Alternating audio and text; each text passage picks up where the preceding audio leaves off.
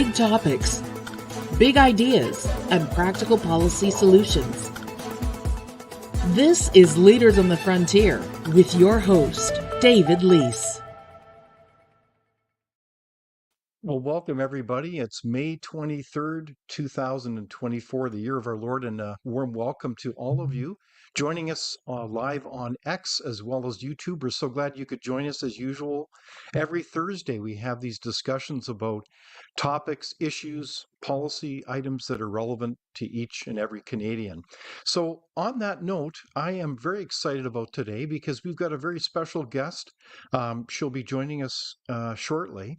But we want to hear from you about what you think are the hot topics today as we scan our country coast to coast. We want to hear from you, your questions, and we invite you to pose them. We're eager to hear from you because I think our guest really brings a special perspective, and I want to welcome her now. Her name is Tara MacIsaac, and a warm welcome to you, Tara. You're a journalist and editor with the Epoch Times. We love the Epoch Times newspaper. And we're so glad that you could join us because you really have a unique picture on the issues that are happening right across our country. So welcome to you, Tara. Thank you, David. I'm happy to be here. Thank you for having me. So Tara, I think that you bring, as I said, an interesting perspective on what's going on in our country. But maybe I could ask a basic question to you. Can you tell us more about the Epoch Times? Because I'm certainly a subscriber and a big fan of it. But can you tell us a little bit more about that newspaper?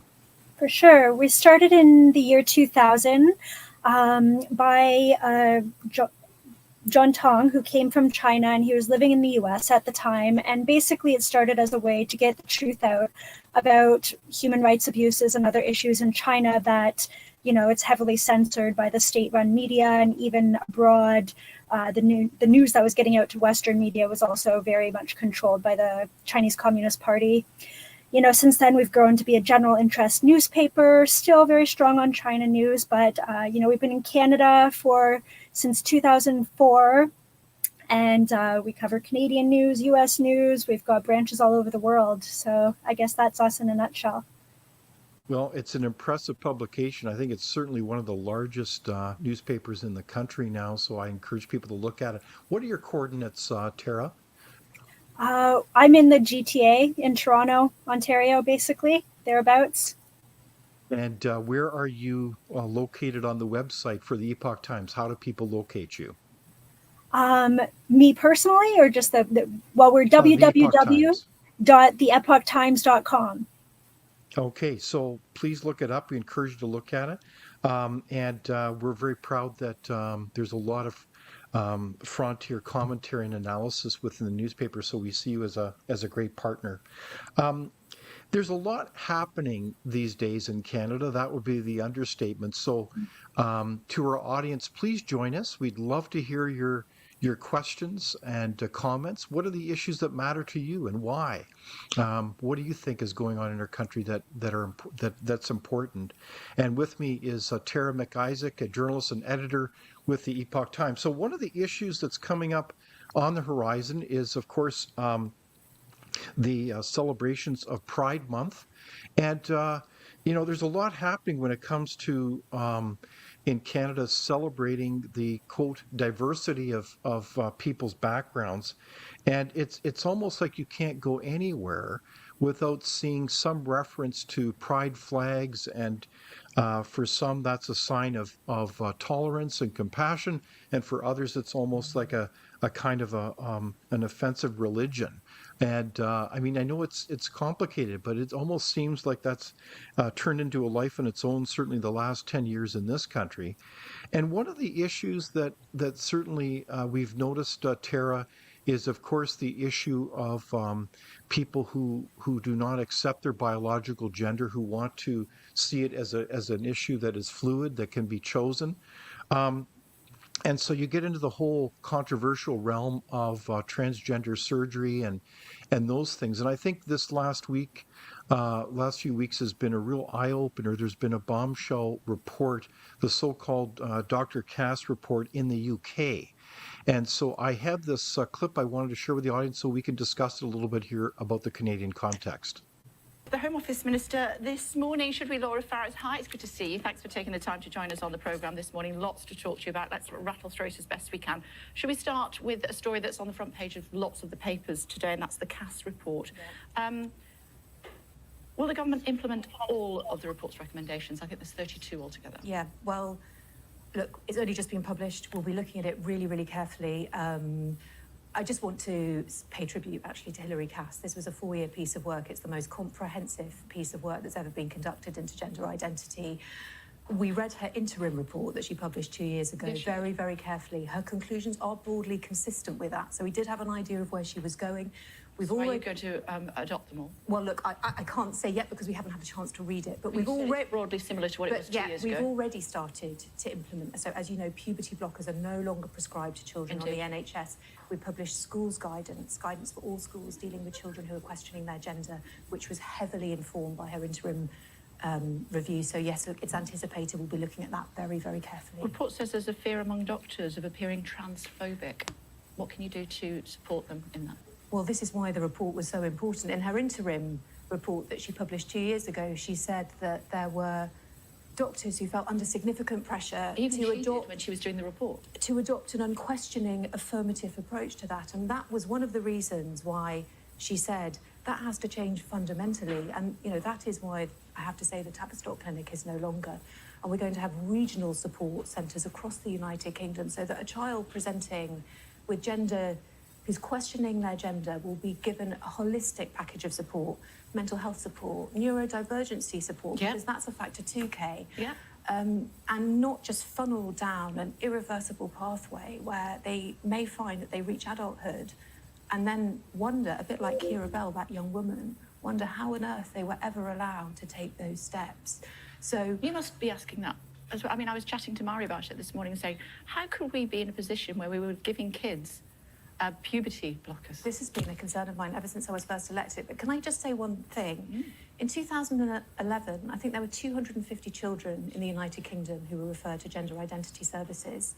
In 2021, there were nearly 5,000 children. And that's been the case in many other similar countries to us. So I think it's a phenomenon that many countries have encountered, have struggled to grapple with, have felt some of the same pressures that Hilary Cass has referred to. And doctors. And doctors too. And I think this is the first, the most important and comprehensive report that's been written on all of that.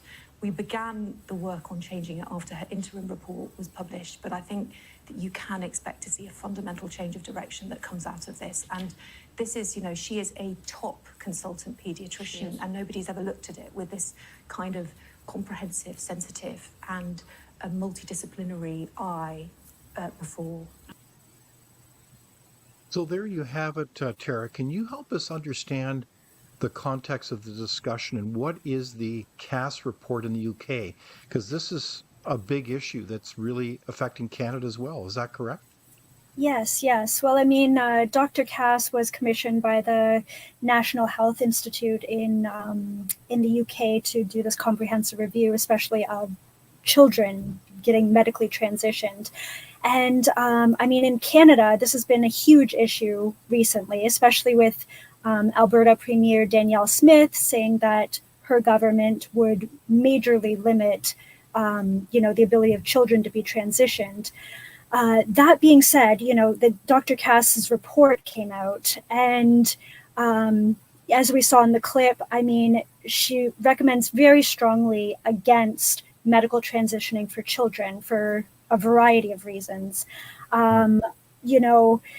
A lot of it has to do with, for example, the potential long-term effects of puberty blockers, the ability of a child or youth to make this kind of decision. She brought up issues where, for example, adolescents, they're going through puberty, they're going through a lot of changes, and a lot of these are being sort of interpreted, like body image issues are being interpreted as a problem with your gender dysphoria. So she raised a lot of these issues, and it's really made a huge mark on the world. In Canada, after that report, myself and my colleagues, we asked health ministers across the country if they would consider also, taking a step back on transitioning for children. And none of them are. that's the situation. That's the response we get, or we didn't get any response from some, except Alberta obviously is going there. This issue is ramped up, especially, pretty much from a year ago now, when Blaine Higgs, the premier of New Brunswick, decided to make this big gender pronoun policy change for schools and how we treat gender identity for children. And that was pretty huge about a year ago, and it's kind of rippled across the country. Saskatchewan has followed suit, Alberta now.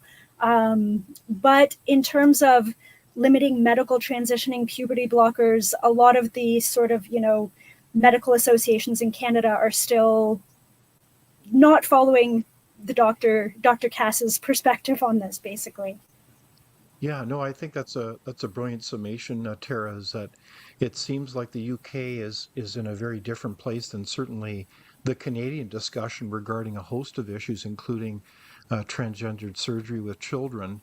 And in fact, the rights of parents as well to be clearly in the loop and to be the lead in terms of caring for their children. And I have had an opportunity to read the report, and I am thoroughly impressed by the level of thoughtfulness and I believe as a layperson, the scientific insight into the issues, both psychological, sociological, as well as medical. So I think it's one of these landmark historic reports. I think it's already making a major impact in the UK, as you actually have the Ministry of Health in the UK actually closed down many of the functions of the Tavistock Clinic. I think they were at the forefront of advocating for a lot of these changes. So it sounds like we've got to stay tuned in terms of the kind of science, the information, the kind of analysis that will eventually seep into this country's discussion. Is that a fair comment, Tara? Yes. I think that in terms of something, for example, like puberty blockers, which would be sort of the first go-to for a youth that, the professionals feel is struggling with gender dysphoria. The science on that has been in debate. And it's basically the idea of what are the long-term effects. We don't have a huge cohort of youth who've grown up and we can see what happens. There's idea that, bone density can be affected, but a lot of the literature for a long time said that, these effects are reversible, including the Alberta Medical Association. That was their response after Premier Smith's announcement. But I think Dr. Cass brings up some concerns, and there are constantly new studies coming out as well. There was a key one in I don't remember. It was a European medical school, and they raised a lot. They did a review of all the studies on puberty blockers, and there's a lot of scientific questioning around it, and I think as it develops, we just have to see where this is going. I think the Cass report was a major voice on one side of it, and what's interesting about it too is I haven't seen people really questioning Dr. Cass herself, which has sometimes been a reaction to some studies. Oh, that study's flawed, this, that, the other thing. So I guess we'll see which way things go in Canada. I mean, we have Pierre Poilievre. He has said that he's against puberty blockers for minors. The way the election plays out next year, how the federal government could react. I mean, healthcare is a provincial provincial jurisdiction, but we don't really know. Yeah, so stay tuned on that one. I will tell you that one of the things that struck me about the Cass report is it just decimates any notion that there's a systematic scientific methodology to this issue. So I think for many people that's been a real revelation. So one of the things that happened this past week is the passing of a legendary journalist, a political analyst, a person with a silver tongue, and that is the person Rex Murphy passed away, and I think that has really caused many Canadians to reflect on his significance in our lives over many years of commentary about what's going on in this country. You're a journalist, Tara. What did Rex Murphy mean to you? Well, I think from a journalist perspective, he was an inspiration to me in his eloquence and his high standards. I mean, he was a student of literature first and foremost, and so was I. That was my major. I love the language and I aspire to his eloquence. I don't know that I can achieve that, but he had a way with words, to be sure, and just very down to earth. I think that's the other thing, is just being real. And he talked before about civility as well. Obviously things are very contentious, and to me anyways, Rex Murphy is somebody who, he was a part of the CBC for a long time. He was a Liberal candidate. He was, spoke to conservative issues later. He could relate to, a variety of people. And I think that's really important, to just be able to be respectful, eloquent, and be able to talk to a variety of people and have open, true dialogue. That's what Rex Murphy, how he inspires me anyways. I think that's very well said, Tara. I think I have fond memories over the years. It's amazing his history, including when he was the host of one of my favorite programs years ago was CBC Cross Country Checkup. I think that was a wonderful way to bring people together and even unify our country a little bit coast to coast, as people could reflect on what people were thinking about in terms of issues. So yeah, we'll miss Rex's voice, and I certainly will miss his columns in the media, including the National Post. And I know that he also wrote for the Epoch Times as well. So he was definitely a very well-spoken individual. I had the occasion of meeting him 3 occasions, and most recently about a year ago. And believe it or not, he was actually looking at joining me as a guest on Leaders on the Frontier, and of course, sadly, he wasn't able to do that. It's amazing how he was working right till the end too. I mean, his last column was published, shortly before his death, and yeah, very dedicated and passionate. So let's remember Rex Murphy, and we raise a metaphorical toast to him on the program here, as we will miss his silver tongue and his insights into our country. One of the things, on another note, was some of the measures regarding COVID has been a real revelation. It's almost like week by week we hear new things about how COVID was managed, and it is really stunning information. I think of this past week we had the famous or notorious Dr. Anthony Fauci's boss, Francis Collins, at the top of the pyramid of the National Institute for Health Research in the United States, actually comment that there was no science regarding the social distancing proposition. And, was that a surprise to you, or what are other things that have been revealed from your perspective around the management of COVID that surprised you, Tara? Well, I know, here in Canada, at the Epoch Times, my colleague Noé Chartier, he's covered a lot of the revelations about the vaccines and sort of internal dialogue in Health Canada, going through Freedom of Information requests, looking at the internal communications. Of course, a lot of it's redacted, but I guess one of the things that floats to the top of my mind is a lot of talk about the DNA fragments in the vaccines, and how there was apparently some concern behind the scenes about that, particularly with simian virus, SV40, that has also been found in there. That was something that for a long time, I believe people were saying it's not in there, but it is. And the worry is that could help the DNA fragments integrate into people's DNA, to their genome. Noé has been covering a lot of that. Tara, yeah. Sorry, just to clarify this. So for people that aren't familiar with this, you're saying that there has been DNA matter within these vaccines. And so the question is, what the heck does that mean in terms of people's health? Is that the bottom line question here? Yeah, so to put it simply, the DNA, it's used in production of these vaccines, and I guess that part of it is not too surprising. The idea is that it's filtered out. And there's a certain threshold where, they say there should only be this much left.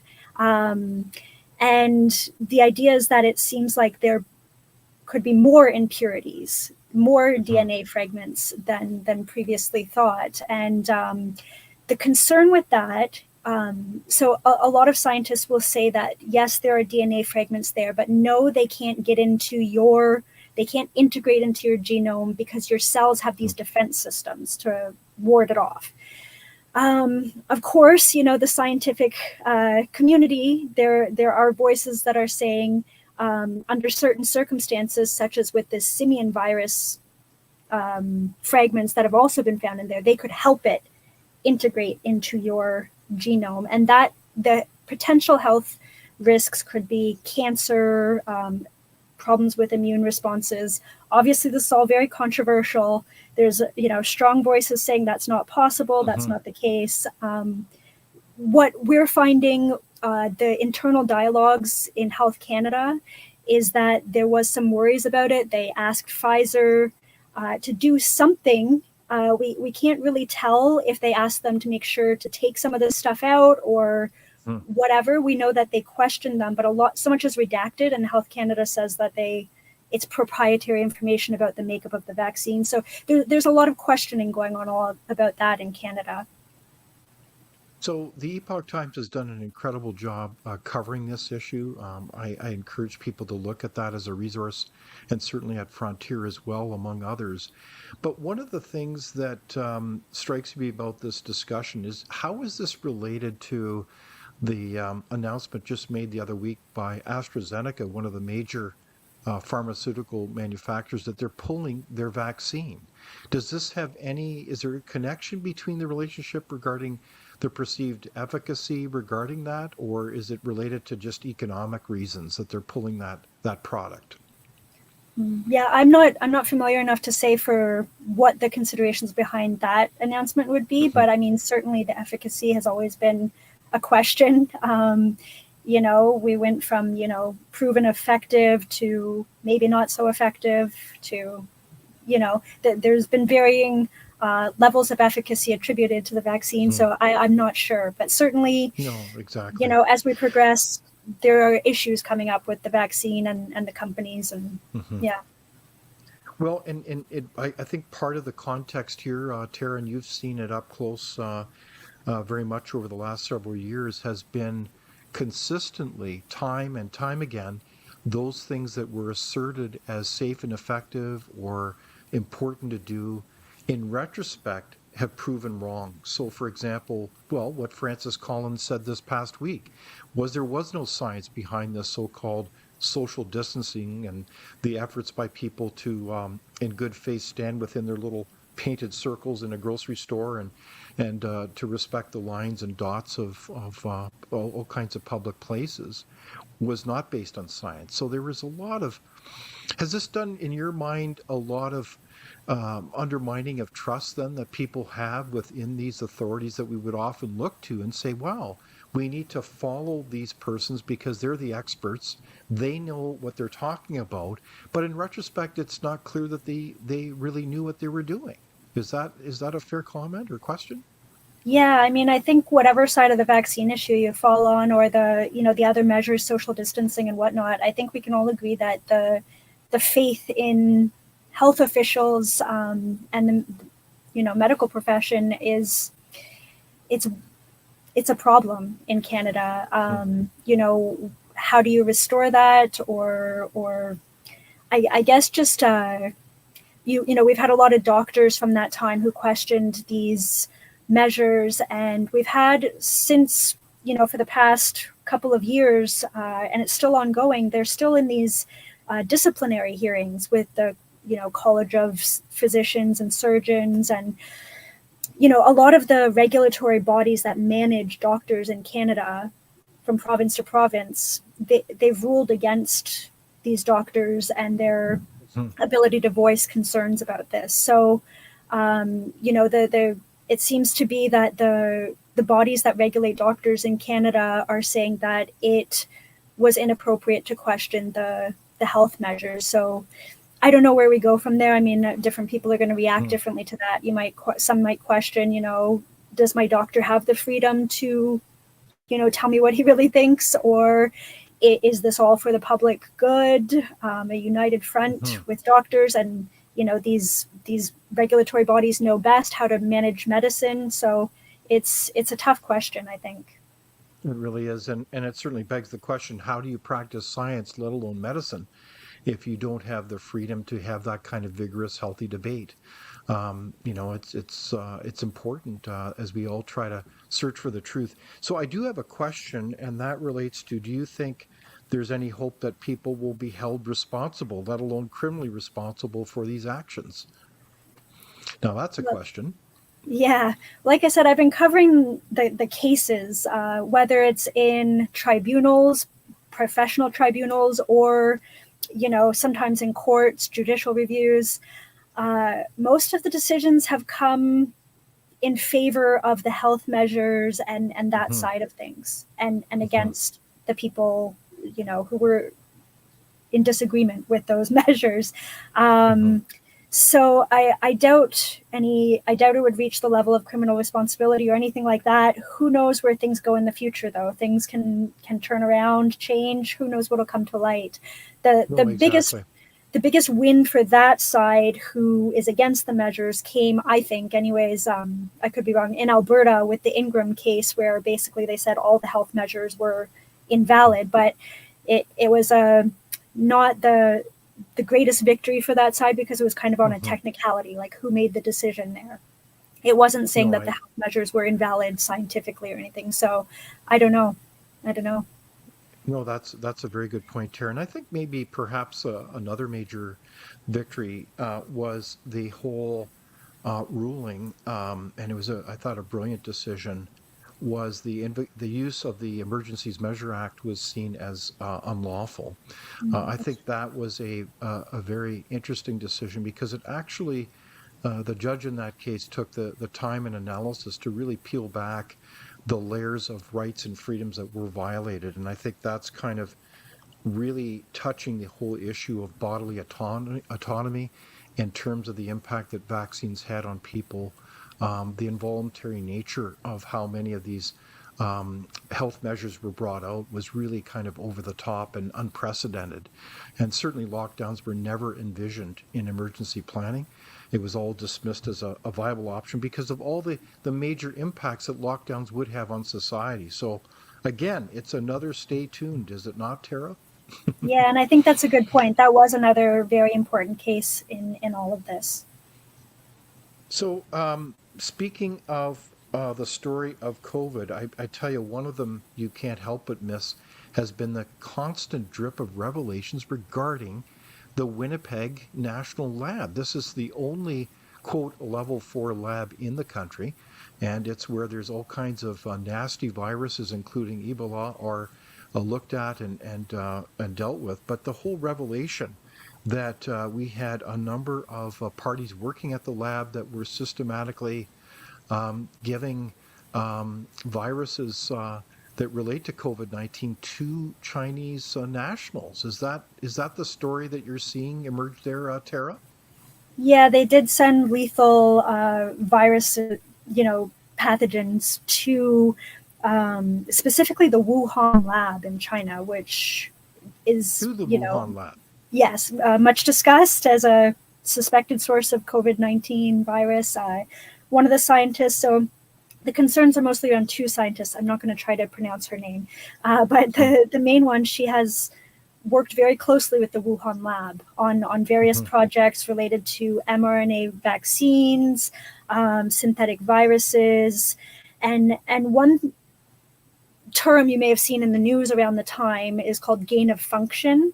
And that basically means increasing how transmissible a virus is. So, that obviously increases the level of danger, if it can just spread quickly. So, not to mention these two scientists, it was this woman and her husband. They were both working at the lab. They apparently allowed some people from China to come in there who, in theory, have ties to the military. They also have worked closely with the military in China. All of this comes against the backdrop too of Canada has newly this year really taken a stance against our scientists here in Canada forming relationships with certain institutions in China because so many of them are linked to the regime, and a lot of the knowledge can be used for the military. But it is really a stunning revelation as we found out that the security provisions seem to have been very weak, if not incompetent, at the Winnipeg lab, such that people could basically waltz in there and start giving really foreign adversaries important information or pathogens that ironically came back to us potentially in the form of COVID-19. You can't make this up. It's almost like out of a bad movie, isn't it, Tara? Yeah, well, I know at least one of the people they let in, took materials or files from the lab. Obviously it's still speculation, the exact connection between this and COVID's outbreak and that and whatnot. But yeah, I mean, I think that it's a big wake up call for our security. And I believe we're creating another level 4 lab in Canada. So, I guess, sort of another aspect of this story too is the fact that investigating this, all that happened around it was much delayed by the Liberal government. There were a lot of questions towards them to release these documents to say what happened with these scientists who were fired, why were they fired?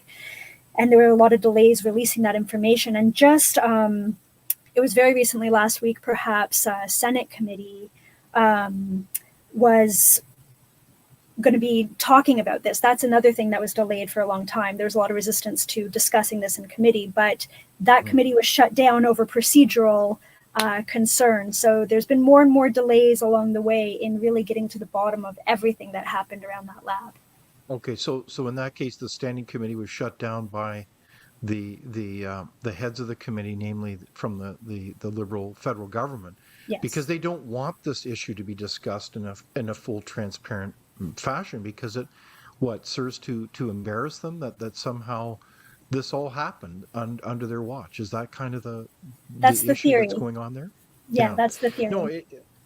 So meanwhile, we do need transparency. I know the last time I checked, as I recall, a Blacklock's story, the Blacklock's reporter confirmed, I believe it was last year, that some 950,000 documents remain outstanding regarding the management of COVID-19. So in order for us to really, as a nation, to go forward, I mean, there's so much damage done to Canadian society, economically, mentally, health-wise, everything. We really need transparency more than ever, Tara. It must be hard for you as a journalist to be able to find documents when you have a government that just frankly doesn't want to share them. Yes. It depends on the story, but sometimes information can be forthcoming, sometimes not, especially, you ask a sensitive question and you won't get an answer, and then down the road, it comes out that they already knew at that time. I don't know, it's hard to get the information, and it's all very sensitive. And then there's, a variety of reasons that some of that information is redacted or whatnot. So it's not easy. Yeah. Indeed. So I'm speaking with Tara MacIsaac, journalist and editor with the Epoch Times, who welcome your questions. And certainly one of the questions these days that's related to all these topics of COVID-19 in the Winnipeg lab is, of course, the theme, the inquiry regarding foreign interference. We know there's been a lot of revelations regarding the systematic involvement of foreign adversaries in Canada from top to bottom, whether it's stealing all kinds of both intelligence secrets to commercial intellectual property, and of course involvement in election interference and nominations. So what's the status of this inquiry now, Tara? And do you expect more revelations that show that Canada's got a major problem? Well, I think the majority of the revelations are out there now, what we're going to learn. Basically, there were a couple of phases of the inquiry, and we've already finished the phase where you've got the main stakeholders and actors having testified, and whatever is going to be declassified, whatever CSIS intelligence is out there that's going to be made public has been made public already. So we got the interim report earlier this month. From here on out, there's going to be testimony, but it's going to be more focused on what are the, options for legislation to prevent future foreign interference. So I know there's been a lot of skepticism that the inquiry will actually get to the bottom of significant issues here, but this is a major problem for Canada. I look at this and I think of certainly the interference that foreign actors have played in Canada is really quite profound and probably much more than we realize. And one of the fascinating things that I thought of as I've been observing the inquiry has been the size and scale and scope of foreign language publications and media within Canada that we really don't monitor what they're doing. And I don't mean this in the sense that they should be censored per se, but there's a pretty significant influence that those publications can play within communities within Canada that we are kind of oblivious and naive to. Is that a fair comment, Tara? Yeah, I think that was one of the takeaways from the inquiry. Misinformation, disinformation was a big issue, especially around some candidates in the Chinese community. And I mean, China was identified as the main concern here. I mean, we were looking at interference from other foreign actors, but China was clearly identified as the main concern. And the scenario is basically you have a candidate who's of Chinese heritage, and you could have the foreign language media just spreading misinformation about them, and that could impact the vote of that community pretty clearly. That's one of the ways. I mean, there's many other ways highlighted: direct, financial contributions filtered through various avenues, all kinds of making relationships. It's really a long-term game for them. It's, you target certain people who could further your interests in Canada, and you invite them to China, you give them certain opportunities. There's disincentives. I mean, famously, we heard with MP Chong, where your family back in China could be threatened. You could be threatened in various ways.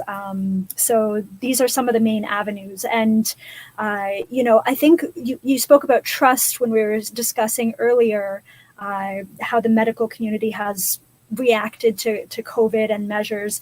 That was one thing that Justice Hogue really highlighted in this inquiry report. That was her key takeaway, was that it's undermined Canadians' trust in our political system and democracy. I think you're absolutely right. Is the theme of trust and credibility is very apparent. So let's stay tuned as we follow that one as well. Tara, one of the things that, as we know, has been a big issue across our country, and it varies from community to community, has been the proliferation of homeless camps. And this relates to the issue of the the legalization of not just, what's the right term, not just things such as marijuana, but we're talking about hard drugs. Certainly in British Columbia, this has been a train wreck of a policy that's been pursued. And I do have a little bit of a clip here that just kind of introduces the topic of homelessness. This is my place. It's a tent, but home for Dallas Kelly and his girlfriend. We only like the homeless shelters because they're two-packed, or sometimes couples and all that, they stick together. But these, they can't sit together into the homeless shelters. 90% of the people here are Indigenous. I feel safe. These are all my friends. But last month, there was a shooting. And today... There you go. Hey, it's Jordan. You had a bit of an overdose, and we had to give you some Narcan. Jordan Stewart's nonprofit group works to prevent overdoses. There are very few programs that are available to meet the needs of individuals who have been chronically underhoused for extended periods of time while coping with the traumas of addiction. Up a nearby embankment overlooking this tent city, another neighborhood. My husband sleeps with a baseball bat, and he has chased many people out of our yard. I feel like I am imprisoned in my home. I'm afraid to go for a walk by myself. Vandalism and crime, they say, is on the rise. We really want something done about the homeless situation and the fact that nobody should live like that and nobody should be without a home. Lots of people agree this camp should be shut down. A few feel that'll be good enough. There's a call for the city to do more to help these people find permanent housing. But the city says the provincial and federal governments need to do more. For such a huge concern across the country, federal leaders have said little about the homeless problem. And I think I know why, because they don't know what to do. Party platforms include proposals for recovery beds, universal basic income, and rapid housing. But advocates say there's little that highlights homelessness. Honestly, I don't have much confidence in this election. This week, the city will try for a court order to shut down the camp, leaving its occupants homeless yet again. So there you have it. That is from Prince George in British Columbia. Some very tragic images of people struggling to get by, struggling with addictions. And I know this is a complex topic, but this is an issue that is, I think, very much concerning Canadians coast to coast as we see these kind of tent cities arise. It's a bit of a head scratcher as they seem to have occurred over basically the last 10 years. It's hard to generalize. But where do you see this issue going in our country, Tara? From your perspective, do you have a sense of why this has happened in Canada? Like 20 years ago, this was unheard of. So there, like you said, this is multifaceted, but there's been a clear growth in encampments across Canada. I've seen studies, it's communities across the country, not just BC. I went myself to Cobourg, this small town in Ontario, and they have a growing encampment there. So some of the reasons people, you could say affordability issues is one. Certainly drugs, undeniably. It's not only do we have, all of the controversy over decriminalization in BC, there's also just more of a permissiveness of being able to do drugs openly anywhere. Police won't really arrest you, even if it's not decriminalized. Another interesting aspect, for example, when I was in Cobourg, I spoke with local residents, and there are certain advocacy groups that are kind of, supporting these encampments and telling them don't go anywhere.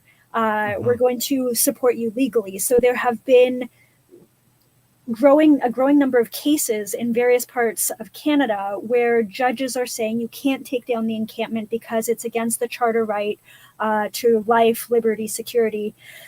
The fellow in that clip at the beginning, he mentioned, if you go to a shelter, you sometimes can't have couples together because they have same-sex spaces.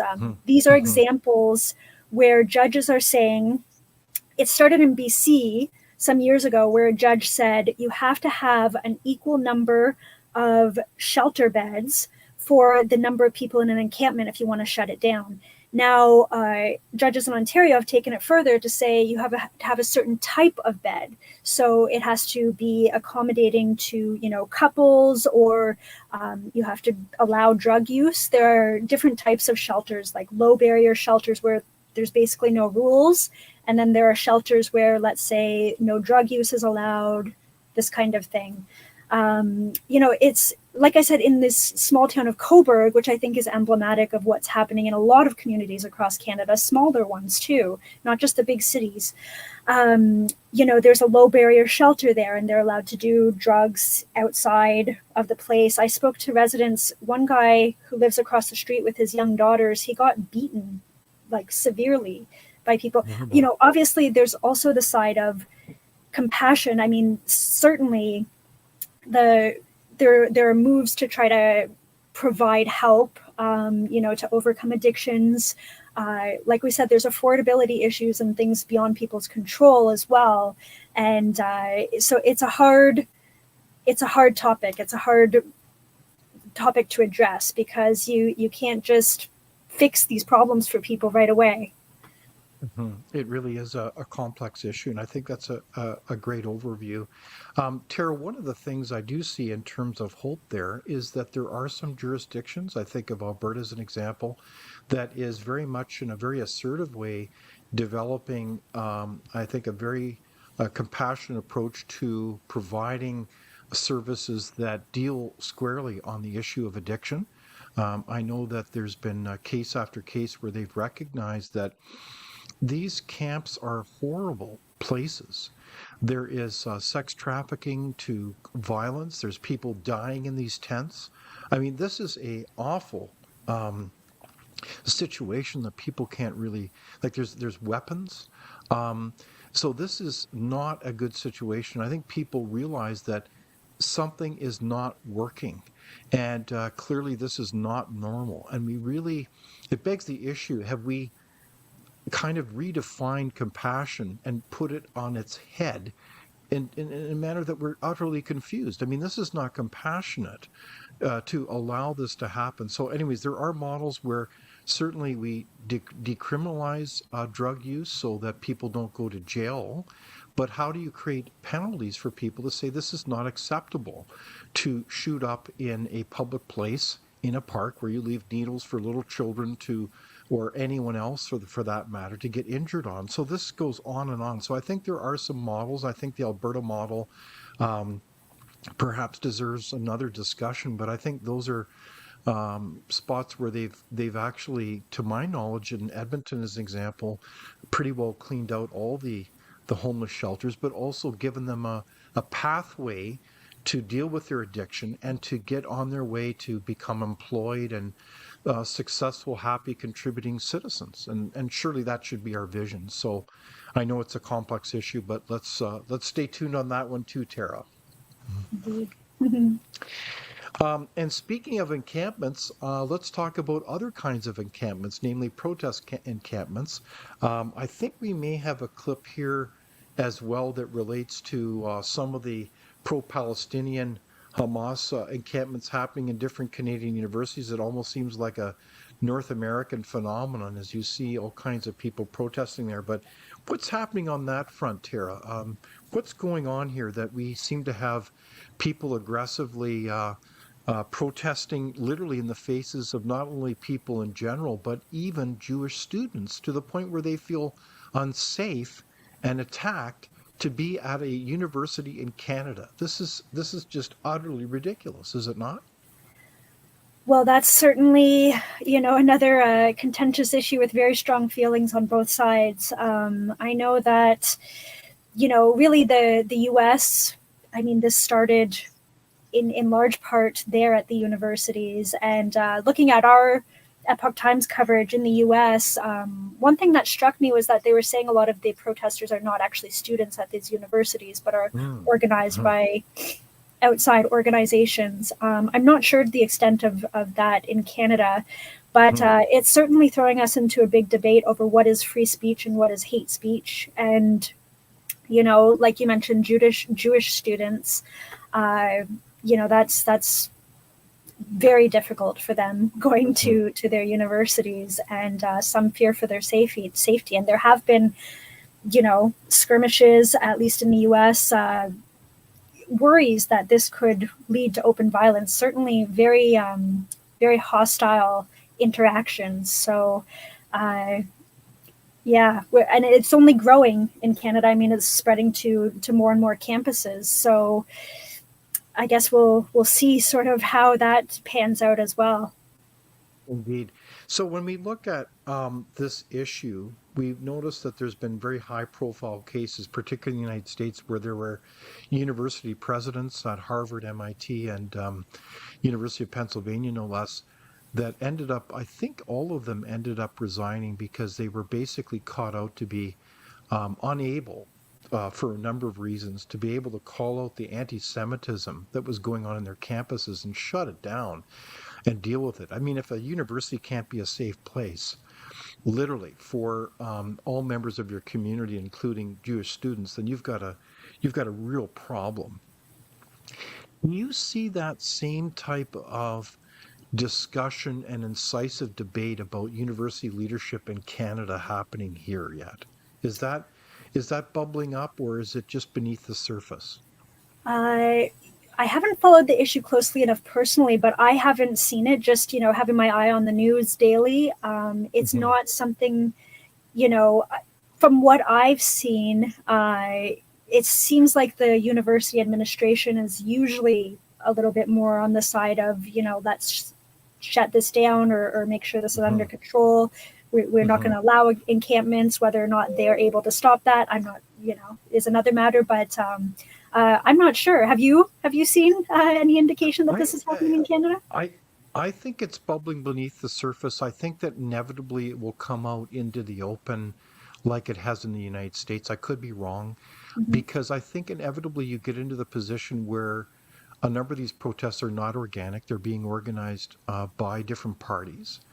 But secondly, and most profoundly, in Canadian universities, this is the party line that is typically taught in universities that people are kind of naive to, in the sense that within the humanities, it's often taught that Israel is truly an occupier of lands that it's stolen, and that in fact they are the oppressors. And so a lot of history and geopolitical issues in universities, not all, but generally, is seen through a Marxist lens. I mean, it's almost pathetic.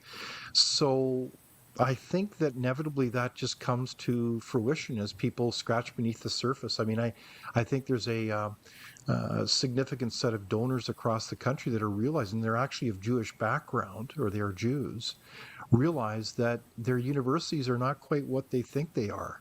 So I could be wrong, but I think that inevitably will come to the forefront. Well, actually, there was a University of Manitoba donor, a major donor, recently who came out speaking against the medical school's valedictorian. Had a speech that was very, pro-Palestine, and this donor came out and said, "I'm horrified." And that the university allowed it and whatnot. I do think the university issued some sort of statement saying that it wasn't a good statement, but yeah. And I think that's a great example, and that was actually one of them that I was thinking of among others. And I believe that's Mr. Rady, who I think gave $30 million to the University of Manitoba, no less. So in that context, I think what's going on, and it's curious that it was a graduating medical student, is that within that medical school, I believe in their admissions process, I could be wrong, they are very careful about selecting people that buy into their diversity, equity, and inclusion mantra. It's almost like an ideological test. And so this is something that needs to be looked at more closely. And I know at Frontier we've been trying to research this, but I think that should be of grave concern for people, that you are somehow doing a political litmus test for ideological purity. Those are my words. That suggest that somehow in order to get into these professional schools, you've got to meet some kind of, political test. I mean, that's absurd. I want a capable physician. I want a capable pilot. I don't care necessarily what your political views are, other than, to be peaceful and respectful, but to put them through that kind of ideological test seems absurd to me. And that, I think, needs to become public. It's true, as you said, that Marxism is really prevailing on a lot of campuses. And I've heard similar, comments from people in law schools, where they have to have certain courses on DEI sensitivity and DEI reading of the law, even like Indigenous law, for example. That's right. Yeah. And so, Marxism generally pits an oppressor against the oppressed. And certainly that has been put onto the Israel-Palestine issue very clearly. So, yeah, I see what you're saying with that for sure. So, again, stay tuned on that one. We'll have to come back to that issue, Tara. And speaking of ideological lens and the law, I did want to play a little bit of a clip regarding the whole land back movement. I mean, this is something that is one of these big elephants in the room when it comes to public policy issues in Canada. And I'd like to play that clip now as we talk about the whole demands that really all of Canada is Aboriginal land and it be given back to Indigenous people. Obviously, we want a vision of prosperity for all Canadians, but it begs the issue, wow, what's going on here when we who are talk not about quite these familiar, issues? tell us a little bit about this agreement. Sure. So this week, the NDP government is about to pass the Haida Title Act. It will recognize, for the first time in history, Haida Aboriginal title over roughly 10,000 square kilometers on Haida Gwaii, and relinquish British Columbia's control over land and resources in that territory. So, what does that mean? Well, it means that every single tenure and permit that was granted without the Haida's consent in the past is now in jeopardy. It means that every home and private property, piece of private property, is now uncertain, because contrary to what the NDP has said repeatedly, the agreement does not clearly protect private property rights. And you don't have to believe me, you don't have to believe John Rustad, the leader of the Conservative Party of BC. Talk to Tom Isaac. He's a nationally renowned Aboriginal law scholar for decades. He's written 12 books. He's been cited by the Supreme Court of Canada. He's written a memo on this agreement and says it does not adequately protect private property. In fact, it has conflicting provisions, which include a recognition of Haida title over fee simple lands. So it's not clear whether in the coming days and years, the Haida will assume title over private property, if they will assume control, if they will change the management. In fact, the agreement does contemplate the deregistering of private property by the Haida, the private property they accumulate through different means. So yeah, there's a lot of concerns about this agreement. And one more I should mention is that, what does it mean when you have Haida leaders taking the place of British Columbia leaders on the island? Well, it means that half of the population who are not members of the Haida Nation will now be ruled by leaders that they do not elect. This is within Canada. And that concern over people who are unelected now having decision-making power, per se, over Crown land came up in a report we did about the BC Land Act that the NDP government seemed to have wanted to quietly pass, but has now parked temporarily and got much pushback. But that BC Land Act is part of sort of a commitment to UNDRIP, the United Nations Declaration on Rights of Indigenous Peoples. And in BC, we adopted DRIPA. So how do those two things tie in with this Haida agreement? Right, so that's a really important place to start. So UNDRIP was passed in 2007 and then adopted by Canada in 2010. It essentially says that all lands traditionally used, occupied, or otherwise acquired by Indigenous peoples will be returned, or compensation paid in lieu, and that Indigenous laws will be applied on all the lands that Indigenous peoples control. So that's the blueprint from UNDRIP. And then in 2019, the British Columbia government, the NDP government, said we are going to make this domestic law. We're going to make this legally binding in BC. So for the last 5 years, that's what they've been busy doing, is taking this vision of an elite racial minority controlling the lands within British Columbia and applying it across every sector of British Columbian economy and society.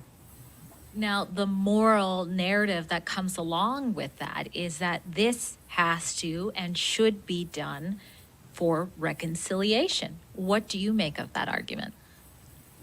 So, I used to make a whole lot of it, honestly. As I said, I worked for the first dozen years of my career were spent advancing Indigenous rights. It's what I learned at university. It's what my clients wanted. It's what I believed, because I thought, like many people do today, that Indigenous people had lost power in the past, and so the only ethical thing to do today is to give power back to them. But the moral arithmetic isn't actually that simple. It's true that the inhabitants at contact have lost control over those lands to the British and successor governments that we now recognize as Canada. But it's not that simple, because they also, through this messy process of modernization, have gained the keys to the modern world that we all have. The wheel, the light bulb, the microchip, modern medicine. So this has tripled human lifespans from 25 years, which is roughly the average lifespan in hunter-gatherer societies to 75. So that's not, those things won't be coming back from the Haida in this agreement as the land is returned. And I'm not saying they should be. The point isn't here that we should be tabulating up the debits and the credits of the past. I think that's a fool's errand. I think that that we need to have reconciliation today. There's this notion of reconciliation that's come out of the courts and been popularized in the media of an unending process that leaves First Nations perpetually aggrieved and everybody else perpetually ashamed. I fundamentally reject that. And I think that we all need to, because it's completely unproductive. I think we need to learn to love and respect each other again as equals, because there's no success found in warring over the balance owed from the distant past. So that is a very powerful clip. I know it's a bit a longer one, Tara, but we have been, I think, as many Canadians are caring, compassionate people who want to somehow reconcile, and it's in this messy world where we really can't change the past or history, but we can certainly live together as fellow Canadians. Are you seeing this as well across the country as we're becoming more nuanced and more incisive as we try to analyze and figure out what does reconciliation actually mean, other than just handing back all the land and the keys to people of a certain racial group?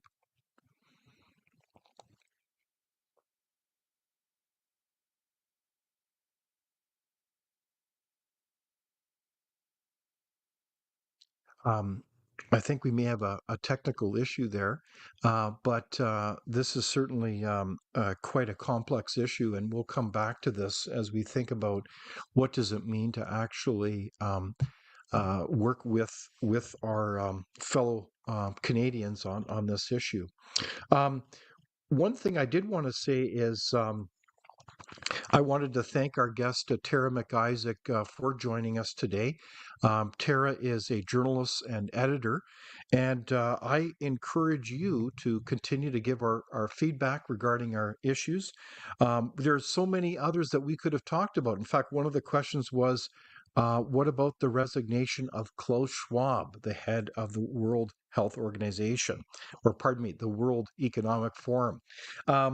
So as we look to next week, we look forward to our discussion. And again, I want to thank Tara MacIsaac for joining us and for all of your comments today, and look forward to next Thursday.